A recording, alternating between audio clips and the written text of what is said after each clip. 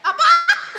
Lagi ning wingking iki lho, lagi ning mburi kok ngerti simbok sa. Lagi nguyuh. Lah, wis sing sopan nek karo simbok ki nyene, seni. Lagi Seni. nyene. Nah. Mbak, aku arep takon karo sliraimu. Karo mboke kok kaya ngono to, Nduk. Iki ki aku ki situ dadi bojone Den Mas Broto apa ora to, Dek? Den Mas Broto apa ora? Sabar. Ambekan sik. Ket mau sambekan. Ngene ya, Nduk. Piye kowe pertanyaane apa balenono? Alon-alon. Aku situ dijodohke karo Den Mas Broto apa ora? Rungokno kanthi premoto. Permono ya permoto. Mbokne kocluk. Kene ya ten suminten. Broto kuwi dudu pacanganmu, dudu bojomu, kuwi calone cempluk. Dadi kowe iki aja kok mengingini. Aja kok kowe mepengen apa sing dudu dadi duwekmu ya Kok sik to, Mbak? Ten Sik meneng sik. Aku kan wis pesen perias.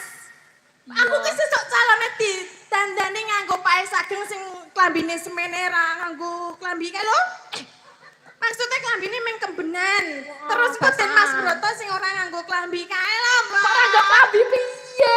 Jenenge pae sageng ki ya ngono kuwi, Mbak. Wis besen. Aku wis ngundang kanca-kancaku do takon nyanyi sesuk iki calone campur sarinan, wayangan, jatilan Dadi apa? Kuwi lak mau lagi mbok DP to?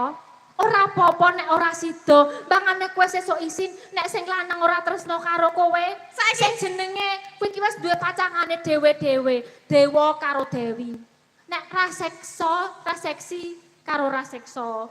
Nek jenenge Broto karo Cempluk. Nek Suminten ya urung nemu jodone aja kok kowe kaya ngono. Saiki tak takon, Mbak. Piye? Aku wis dadi bojone Den Mas Broto.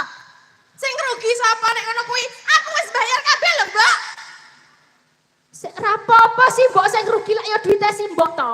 Uduh duitku dhewe kok. Kowe entuk duwite saka sapa? Saka Ramadi. Oh saka Rama, berarti duit umat kuwi. Nek duit Rama ki kira ra duwe duit apa-apa. Rama kuwi iki memang kudu kaul miskin lho. Ra duwe duit, dadi kuwi duit umat. Kok mbok nggo DP pernikahan kuwi ya kuwi jenenge penyelewengan kuwi. Ya sepenting duit wis nanggon aku, kayak kuwi wis hakku to. Aku arep tak kek ngendi-ngendi kan wis manut hakku. Ora ngene lho, ten kowe sing sabar. Ma. Sing jenenge Broto kuwi dudu dadi jodohmu. Awak dhewe kowe iki mung anak warok. Wah, aku Ya. ora dadi Kok tak golek karo dak iki karo iki ya. Aja ngono kuwi, Den. Aja ngono kuwi. Kok kok dadi bojone Den Mas Broto. ora apa sesuk tak golek ke sapa yang karo Simo ban yo gelem. Mimi, Kok mimik meneh iki piye? Samene iki kok kon mimik nggon aku. aku ya piye iki? Mbak nek ra duwe mimi iki. Tak duwe kaya anakku segede iki. Mbak, aku kuwi kepiye nek ora dadi bojone Den Mas Ora Broto to dadi iki, Mbak. Ora dadi ngopo Wes mau sing sareng sabar. nguyuh ya, Mbak. Oh, lah ya aku rung ngapa-ngapa wis mbok undang iki mau, rung rampung. Mulane ambune pesing ora jamak-jamak. Mbak, Wis to ya ten ora apa-apa ya. Ora apa-apa ora apa-apa. Anakku sumit. Kok kowe dadi kaya ngene? Ten. Sumiten. Iki piye iki? Tulungi. Sumiten. Kok isih maput apa-apa?